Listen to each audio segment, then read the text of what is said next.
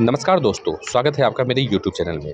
इस वीडियो में हम बात करेंगे महंगाई भत्ता जो कि जनवरी 2026 से लागू होना था और अभी तक नहीं लागू हुआ है, उसके बारे में हो गई है एक बड़ी घोषणा। चलिए जानते हैं कि आखिरकार पूरी न्यूज़ क्या है। जनवरी 2026 से जो नया डीए लागू होना था उसकी घोषणा अभी तक नहीं हुई है और इसके कारण केंद्र सरकार के कर्मचारियों ने किया है विरोध और मांग की है डीए की एरियर की। केंद्र सरकार के कर्मचारी जनवरी-जून 2026 के डीए डीआर संशोधन में हो रही देरी को लेकर विरोध प्रदर्शन कर रहे हैं। अप्रैल के मध्य तक कोई भी अपडेट ना मिलने के कारण यूनियनों ने भत्ते को तुरंत जारी करने के साथ साथ बकाया एरियर के भुगतान की भी मांग की है और इसी के संदर्भ में आज उन्होंने नोटिस जारी करके पूरे देश में विरोध करने का भी निश्चय किया है। केंद्र सरकार के कर्मचारी और पेंशनभोगी जनवरी-जून 2026 की अवधि के लिए केंद्र की ओर से महंगाई भत्ते का इंतजार कर रहे हैं। महंगाई भत्ते की घोषणा साल में 2 बार की जाती थी और हर साल पहला संशोधन मार्च में होली के त्यौहार के आसपास होता था।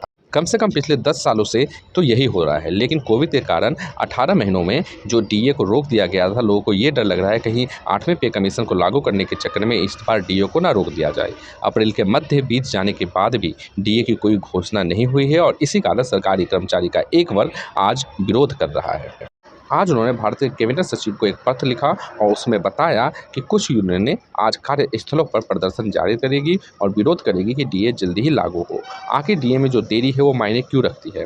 प्रत्येक वर्ष 2 बार संशोधित किया जाता है डीए, आमतौर पर मार्च और सितंबर में, लेकिन अभी तक मार्च के संशोधन की घोषणा नहीं हुई है, जिससे कर्मचारी कह रहे हैं कि कुछ तो ये अलग है और कुछ सरकार सोच रही होगी। वर्तमान में डीए डीआर कर्मचारी के मूल वेतन का 58% है और अगले संशोधन में ये 60% या 62% तक होने की उम्मीद है। सबसे महत्वपूर्ण बात यह है कि 31 दिसंबर 2025 को समाप्त होने वाले 7वें वेतन आयोग की अवधि समाप्त हो गई है और उसके बावजूद भी ये डीए अभी तक नहीं आया है और ये रुका हुआ है संशोधन, जिसके लेकर लोगों के मन में संशय बना हुआ है। देरी से लगभग 50 लाख केंद्र सरकार के कर्मचारी और लगभग 65 से 70 लाख पेंशन भोगियों सहित 1.2 करोड़ से अधिक लोगों को नुकसान हो रहा है और कई घरों के लिए डीए मासिक आय का एक प्रमुख साधन है।